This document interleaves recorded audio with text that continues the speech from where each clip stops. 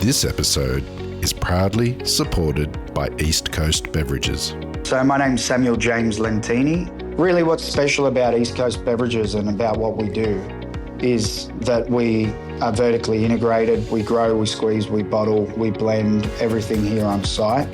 And not only that, I think what is really special is that all of the bars and restaurants and hospitality venues, they're able to come and visit our site. And once they come to our site, they see what our process is and they can actually see that the lemons, limes and oranges are all getting squeezed here, where we're not using a concentrate that comes from overseas. What is really special is that we invite people to come here. We have events here, and we're a family business, and we're able to really just work off the foundations that my grandfather built many years ago and continue a quality product range. For more information, go to eastcoastbeverages.com.au. For me, how I see competitions is there's no loss. I mean, either way, we've been all flown out to Sydney. You get to meet a whole bunch of really great people who are similar age and the same interests. That's something to me is a big win regardless. Good morning, good afternoon, good evening, good night, whatever time we find you. It is a pleasure to be with you for an episode of Dirty Linen. My name is Dani Valent and I am here with you for another food chat. One of the things that we so love doing on Dirty Linen is celebrating young talent in the hospitality industry, no matter where we may find it. And today we are heading over to New Zealand to chat to Emily Morgan. Emily is a 19-year-old chef, recently apprenticed, and she has just been recognised as one of the most promising young talents in the region at the Nestle Golden Chef's Hat Award. Emily, welcome to Dirty Linen. Thank you. I'm so thrilled for you. Tell me about, well, I don't know, where do we start? How do you feel about your prize? It's pretty incredible, to be honest. I'm still taking it in slightly. It was a very big achievement to have won. It was almost a little bit unexpected as well, but it's been really good so far. Slowly sort of opening up to new opportunities, which has been really nice, and just sort of making the most out of it and seeing where it takes me. It's been really good. Yeah, so great. So for people who are coming new to the idea of the Nestle Golden Chef's Hat Award, it's been running for decades. It's one of the most prestigious culinary competitions in Australia and New Zealand that focuses on apprentices and recently qualified chefs, puts them through their paces. They have to put up a 3-course meal and then it's judged by experienced culinary luminaries and in a live cook-off. So, Emily, congratulations. It's just such a wonderful achievement. Thank you. Tell us about the how you progressed to the finals and about the experience of competing. So our finals, so every state has a regionals, which was all hosted in the earlier months of the year. For Auckland and New Zealand, we were the first regional cook-off to happen, so we kickstart basically the competition up in the North Island. That took place in June, I believe it was, and so that was the start of the journey for me there. There was about, I believe, 28 competitors from all of the New Zealand North Island who came to compete in Auckland for the regionals, and then from there, winning the regionals, you go straight into practice mode. And then while that is happening, they go through down to the South Island. The South Island is the second heat, I believe, that has their regionals. And then they kickstart in Australia, or I think vice versa. I think maybe South Island goes after one of the Australian states. But so it kickstarts in June. Being the first sort of place that has the regional, you do get that time advantage of you've almost got the longest time to train because you're the first one to know you're the one out of the 12. So after winning in June, we then had a 4-week semester break from studying. So in that time, you sort of working but using your free time to start sort of doing a little bit of recipe and development for different dishes, different concepts. Good thing about the regionals as well is you do get a little bit of feedback from the judges on things to improve to take through to the finals. So floor work notes, things to look for in your dishes, how to elevate, and overall just work at a higher level. So you get that. I was just got feedback from the Nestle professional people in New Zealand, which was really awesome. So incorporating notes and feedback from your regional trainings and your regional dishes, and then working that into trainings for the finals. I spent about probably 2 months in total of training, putting together recipes and ideas for the finals in Sydney. Your last 4 weeks sort of consist of really just like going through your dishes, doing all your cooking to time, and sort of starting to run those mock trainings of how it's going to be in the finals. And then even up until a few weeks before, they're still running the last regional. So everyone does compete at quite a different time. Some people are at a more advantage if their regionals is earlier. Some of them I know compete only 3 weeks out of the finals, so it can be tricky depending where you're coming from as a competitor. The one big thing I took from last year is training's really important to see improvement and reflection. So it can be really hard to sort of do a really long training. Some of these trainings are about 6 hours long after you've finished a full day of class and studying, but to go through and then self-reflect after you've cooked something, and when you're doing the same thing sort of 2-3 times a week, you can start to sort of, it becomes a little bit blurred as to what you need to do next or how to take those next steps. But I think the biggest thing from last year was having a longer time to train was really helpful to be prepared on the floor. So working with timings under high stress sort of environments, the training really helps provide just a better mental state for you as well. And you're sort of learning how to stay calm, dealing with those situations that may come unexpected. That's what training really did for me. It sort of builds your confidence within yourself that you know how to handle what will come to you on the real day. I mean, you sound like such a seasoned competitor, Emily. I know that you competed in Golden Chefs last year, but it's amazing. You sound like you've got decades of experience, but you're only 19. Come on. So I've got the dishes that you made. There was an entree of coffee smoked baby beets, whipped ricotta, fennel, basil wafer and pistachio. Then your main, spiced lamb rump with squash, shallot cream, asparagus, sugar snap peas, savoury fig compote, and an innovative lamb floss. Excuse me, so say my notes. And then your dessert was inspired by a visit you made to Thailand. There was a white chocolate mousse, mango jelly, passion fruit curd, coconut milk, powder-coated puffed rice, and lemongrass meringue. I mean, this is not steak and mash on a plate. These are quite complex dishes, and I can understand why training would be so important. Tell me about the dish creation and then the pressures of putting them up on the day. The dish creation, I think a lot of it is sort of incorporating techniques that I've learned through workplace experience, through studying at uni, a mix of sort of personable things that I enjoy doing. For me, my interests definitely lie with more pastry and sweet sides. So a lot of love went into the dessert, a lot of interest incorporating things that I've done before. But a big thing for me in both years that I've competed is always trying to push yourself to the furthest that you can while it's still in an achievable outcome. So for me this year, it was trying some new techniques that I've never done before, taking a few risks with sort of quite difficult techniques as well, because I think for me, when you're able to put those things together in that time on the plate, it does feel rewarding knowing that you've pushed it a little bit further this year and still being able to achieve the outcome is really cool. With a lot of the dishes as well, because we are following a set ingredients list, so all competitors are given the same ingredients list. There can be a few difficulties with that being in New Zealand. So a lot of our produce isn't exactly in season or available in New Zealand. So things like mangoes and passion fruit.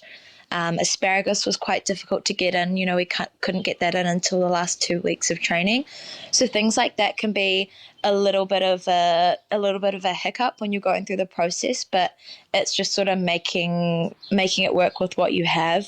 So some of those dishes, I didn't get a full run through of how they were meant to be 100% on paper due to produce, or if we couldn't get something in. So that was a little bit tricky as well. But when you're over in the finals, it's nice to know you do have that nicer in-season produce, because Australia is a bit warmer and it's a little bit easier to get in. So things like the dessert for the passion fruit and the mango, it was really awesome to cook with it on the day because they were just much better quality. The mangoes were super ripe. The colours really come through as well.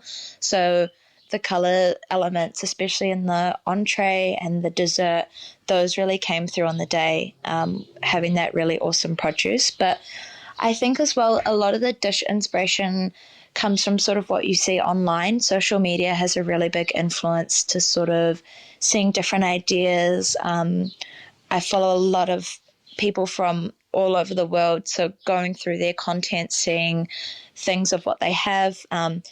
Once you kind of have that ingredients list as well, it's a lot easier to start to sort of mesh ideas together. You can sort of almost like Google search, like our protein this year was lamb rump, so you can search online lamb rump mains or fine dining desserts. So all of that sort of social media content, online recipes, that really plays a big part to sort of sparking ideas. As well as I took a lot of inspo from even restaurants in Auckland, so looking through their Instagram profiles, stuff online, different menu items, sort of seeing if anything sparked an interest in me, something that I feel like could be cool or work together. So it's a bit of a mix of different ideas. Some of them are super original and they're your own. So like for me, the puffed rice, that was something that kind of just came to me one day. I was like, oh, I could give this a try. But then you've got stuff like the entree. So a couple techniques in the entree I'd seen on Pinterest, and I was like, oh, I could give that a go. So it comes together week by week. You start seeing things. Again, when you're getting your feedback of people trying it, that can spark new ideas as well. And then they all sort of just slowly come together. We do have a timeline within the competition of a submission date. So that's when you have to have your recipes, ingredients, all of that stuff finalized. So from that date, you do sort of have to be locked in to what you've done. But in a way, it is a good sense because it means you're not sort of spiraling, trying to find ideas and pushing it quite close to the finals. So that submission date does come about a month before we do fly out to compete. So from that month, you're locked in with what you've got, and then you really just push in those last 4 weeks with what you've made, what you've come up with, sort of what you've sent in, and then just perfecting it as much as you can before we go. Is there a technique or an element of a dish that you are super proud of, that you feel like you're really pushing what was possible in the time? Yeah, I think I tried a technique this year. So it was under description, so of a basil wafer. I saw it on Instagram and it was done in a Michelin restaurant. It's a technique where you traditionally use potato starch and then you use a liquid to thicken it and spreading it really thinly on a silpat mat, and then you dehydrate it. And then what this does, once it's dehydrated, it turns transparent, and then you can quickly flash fry it, and it creates this almost edible glass element, but in a savory concept. So with that, we had potatoes on our ingredients list this year, and red potatoes still hold quite a high starch content. So I was able to boil them and then blitz them with fresh basil and the cooking water that I cooked the potatoes in. So you're still creating the same starch content and then the color obviously from the basil. So I was able to dehydrate it. I did have a couple other things in my menu that could sit at a low temperature in the oven. So I was able to dehydrate the wafer for about, I think it was in there for about an hour and 45 minutes to 2 hours. So really pushing it with time, as well as the thing with that type of stuff is the ovens that you may train with can be completely different to the ovens when you get over there. So you're taking that risk of when things need to be at a certain temperature or cooked a very specific way and there's no sort of backup, it really has to go to plan. So with that one, it was a bit of a push. There were a few things where it could go wrong as well. It could not, if it didn't dehydrate properly or if the potatoes weren't starchy enough, it couldn't have worked. But thankfully it did. And that one was definitely a matter of, it was probably the best one I'd done on the actual day, which was a huge relief. Oh, wow. At what point in the timeline did you know that it had come out well? Once you sort of fry it and then you can see the transparency, you know that you've done it, which is a big relief. So there were a lot of smiles once that was coming out of the deep fryer. It was just like, oh, okay, that's all good. That's so great.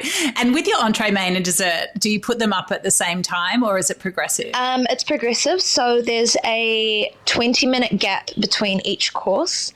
And then you've got, it's 2 hours sort of prep time in the very start. We have an initial hour at the very start. So that's technically our starting point, is our weigh up time and bench setup. So that's when you're gathering your ingredients, setting up your benches. That's when your ovens go on, filling up sous vide baths, all of that type of stuff. So that's our initial setup. You're not allowed to sort of start cooking anything. We're able to peel our vegetables in that time, but no chopping, no cutting, any of that type of stuff. And then from 9 a.m. is when the cook-off actually begins. 11 o'clock, that is when, I think 11:30 was when the entree go up. And then from that gap of the first course, you've got 20 minutes in between each. So main will go up 20 minutes, and then after that dessert window opens.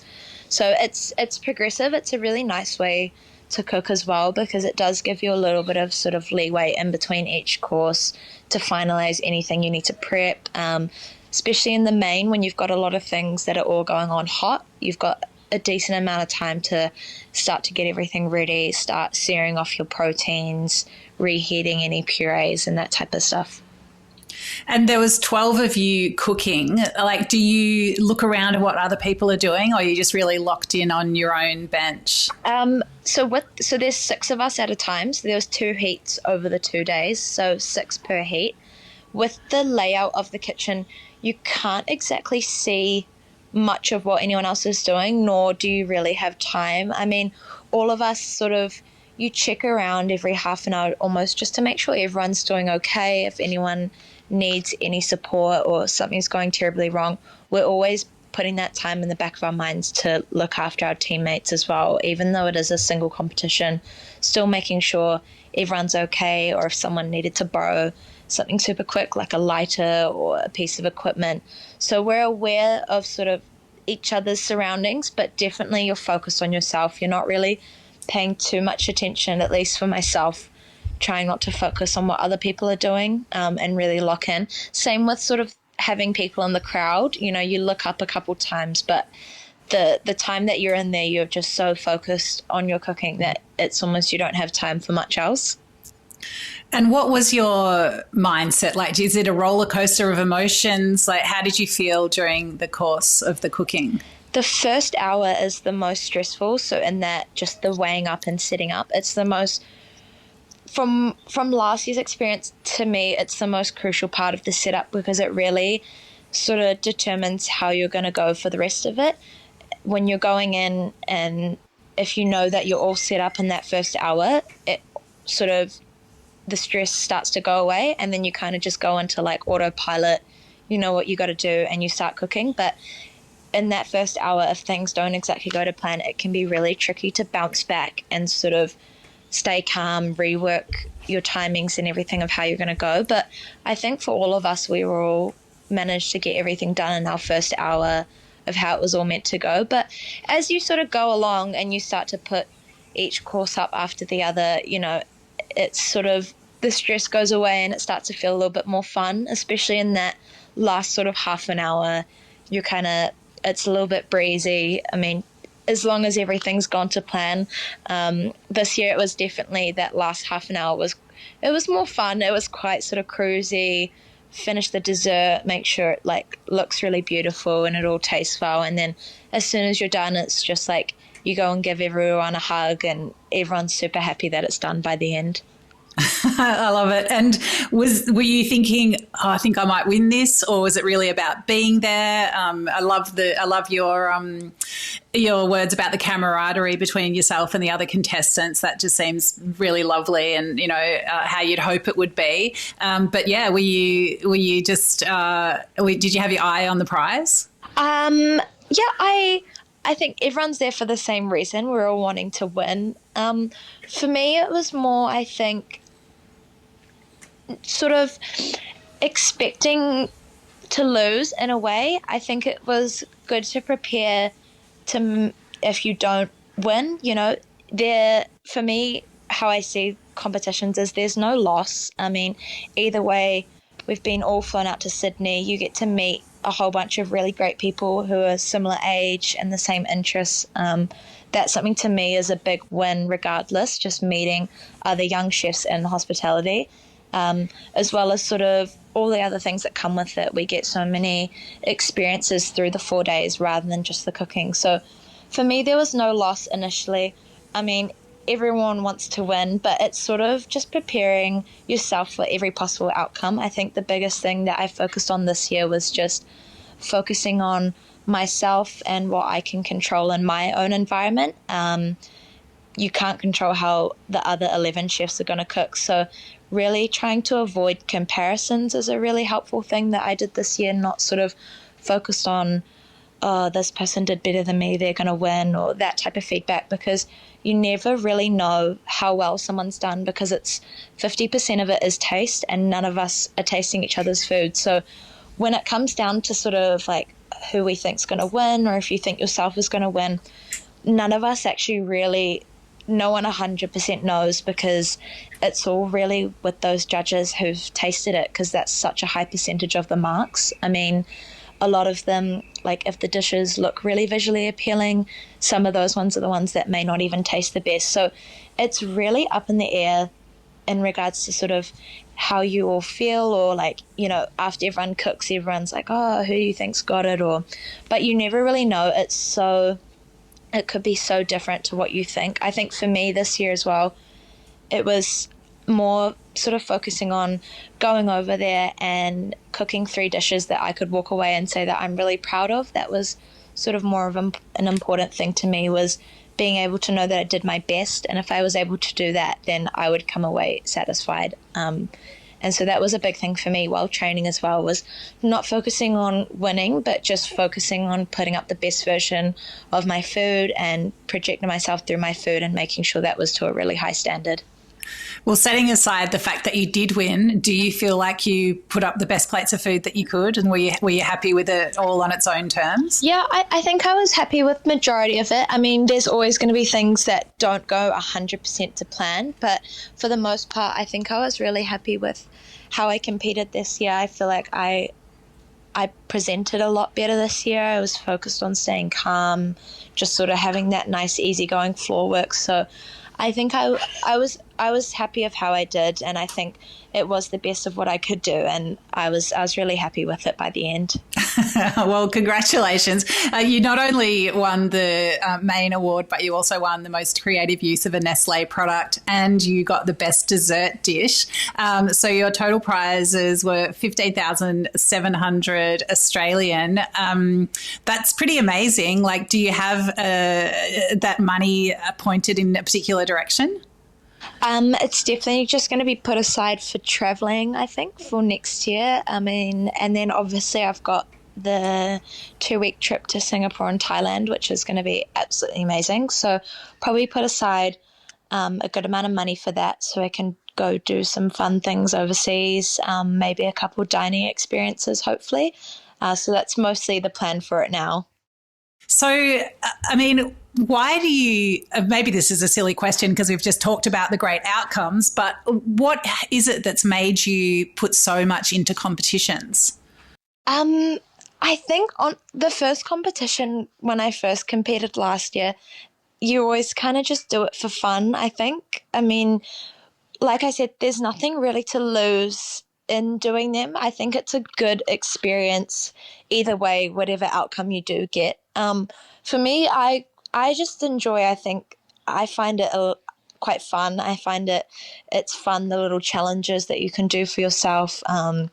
It's also a good way to sort of improve as well and sort of push the limits of how far you can go and what you can achieve in those certain criterias. I also loved the element last year of just meeting all the other young chefs from New Zealand and Australia, and it creates really good friendships with people who are in the same industry and similar age. I think that's something that can be a little bit hard in hospitality. It's such a fluctuation of different ages. So when you just get to spend a whole week with everyone who's the same age as you and does the same thing, it's such an awesome time to meet new people and make new friends. And some of those friendships, last like a lifetime. So for me, it was more about, I really like the connections that you get out of it. You also meet some really amazing mentors, different coaches and judges from Australia and New Zealand as well. So that was a really big part of it for me.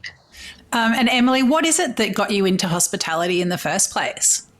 I've been cooking since I was really young. I used to cook with my grandparents a lot, like from the age of about 5. So I've always been drawn to food. I never really sort of reconciled food as a career when I was younger. I didn't really understand that it could be a job. It felt like just a hobby.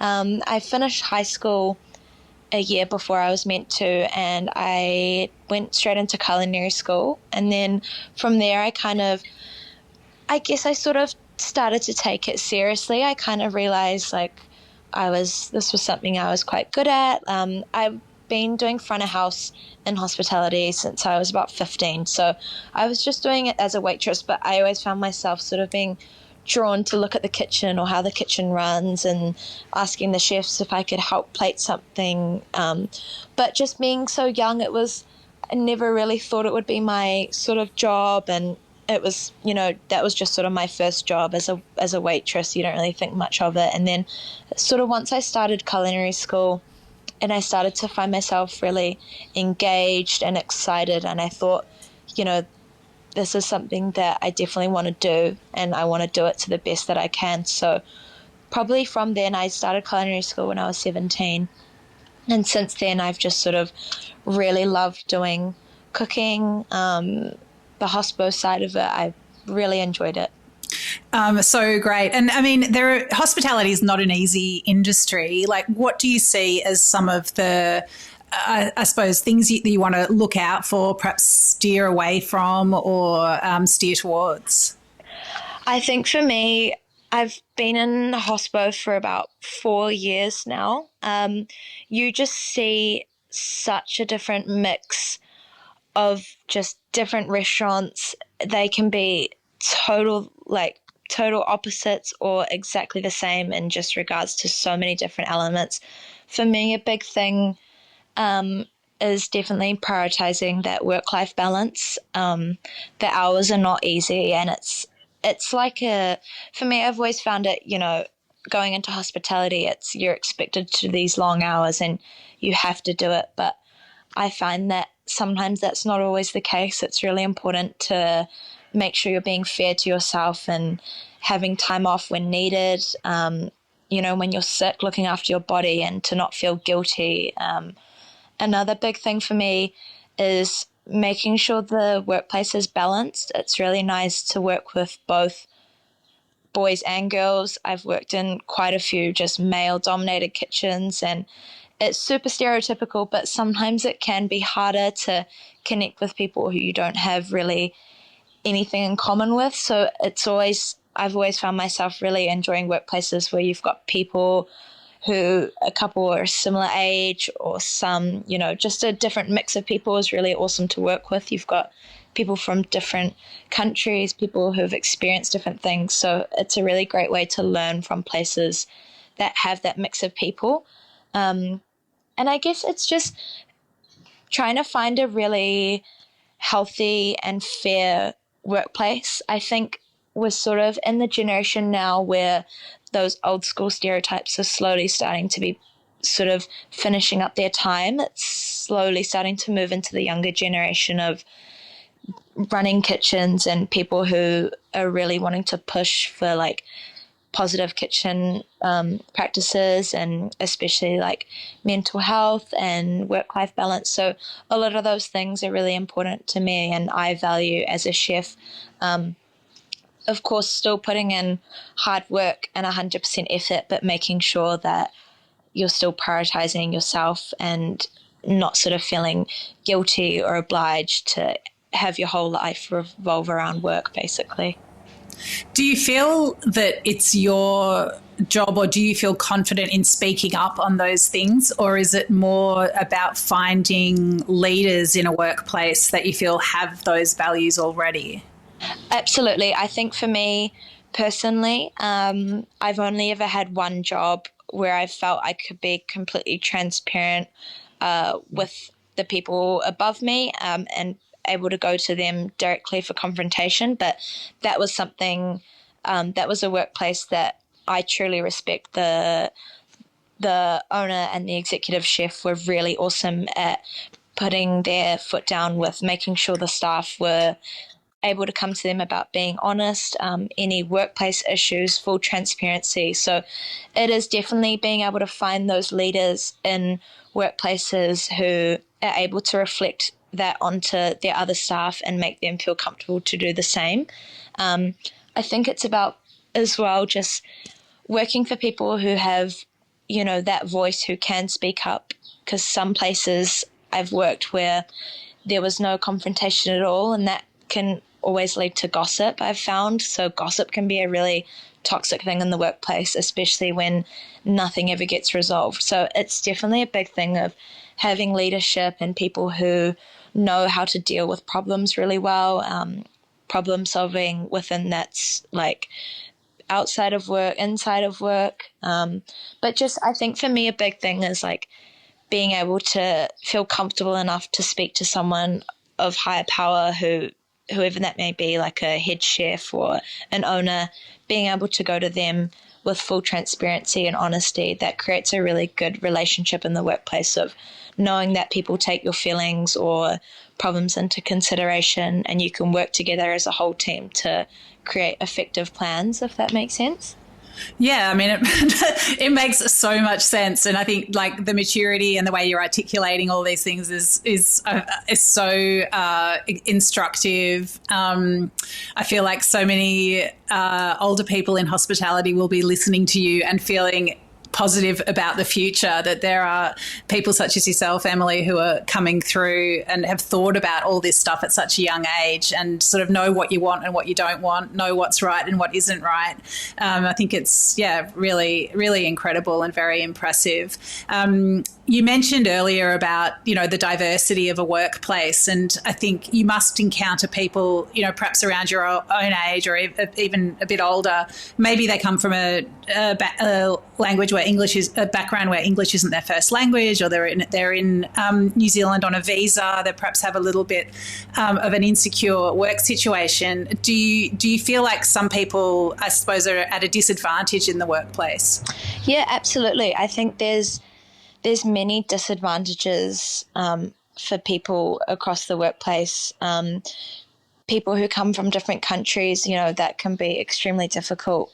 A kitchen is so based around communication. So when that communication becomes unclear for them, whether that's through a language barrier or whatever reason, I couldn't imagine how difficult that would be. So it is big props to people who come over and practice in English-speaking kitchens, because it can be difficult for those because of how much communication is used in the kitchen. I mean, it's speaking, writing, reading, it's the whole lot. And that's what runs a kitchen, is communication. So it could be super hard for people who don't have confidence in English.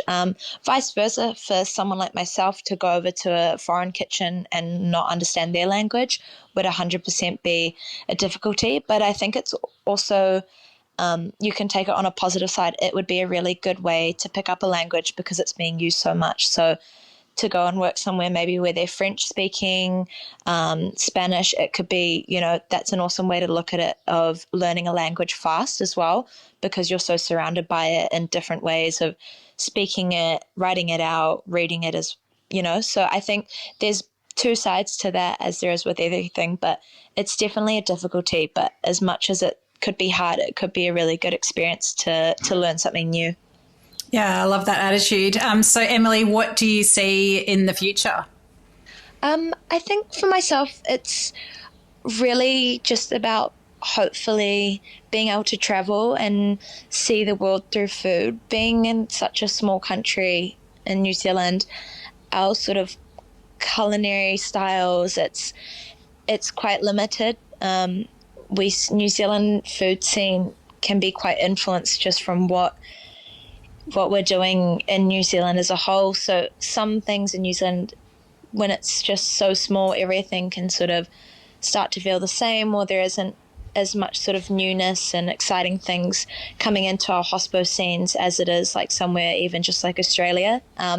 Our hospo scene, we also don't have that sort of nightlife, or it's not as busy during the weekdays. So being able to go overseas and just sort of embrace like different cultures through food, their sort of lifestyles through hospitality, that's my big plan. I'd really love to sort of connect with people through food from different cultures all over the world and see as much as I can. And really, I think for me in my career as a chef, it's just to be able to constantly learn and pick up new things from wherever I go, and then to bring that home with me one day. Wow. Well, I would love you to stay in touch along the journey, Emily. It's just been so wonderful to get to know you in this podcast. Congratulations again for the Golden Chef's Hat Award, and enjoy your travels. I want to ask you about we talked about the dessert that was inspired by Thailand. Did you get obsessed, as I did, by mango sticky rice in Thailand? Yeah, so my partner and his mum are from Thailand, so we went over. I went over them with them initially, and my partner's mum is a chef herself, so I was really lucky to they were almost like food guides for me through all the different parts of Thailand. We visited about 4 different parts, so from Bangkok we went all the way into South Thailand, where their family comes from, and one of the first things I ate within my first couple of days was just a plain old mango sticky rice from the side of the road. But just their whole Thai culture, the produce over there was just beautiful. It's probably the best mango I've ever eaten. And so it's still one of probably my favorite things I've ever eaten. It really hit the spot. Something so simple but so effective on the palate. I think it was just like really good. I know it's a super stereotypical Thai dish, but for me it was something really awesome, and it was a really memorable thing to eat, sort of being you're sitting on the side of the road at like 11 o'clock at night, and it's it costs you like $2 New Zealand. So that was something that really, it gave me a lot of inspo for my dessert, because I saw mangoes on our produce list. I had the Nestle coconut powder, which I was able to use, so it sparked a really big sort of idea of, okay, how can I create this, but a modern version, and make it come together. Amazing. I can almost taste it as I read the description and listen to your story. I can just see you sitting by the side of the road, and those memorable dishes and like flavor explosions in places that you're traveling to just really stay with you forever. So yeah, I'm excited that you're going to have more of those travel experiences, and perhaps one day I'll get to eat a dish that comes out of one of those travel flavor bombs. Yeah, absolutely. I hope so too. Thanks so much, Emily. It's been wonderful to chat to you, and I look forward to following your journey. Awesome. Thank you so much for having me. Such a pleasure. This is Dirty Linen, and I'm Dani Valent.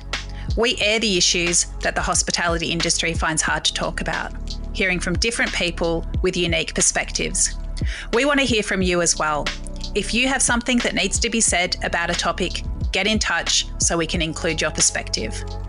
Contact us at dirtylinen@deepintheweeds.com.au or hit us up on Insta at Dirty Linen Podcast. We can't wait to hear from you. This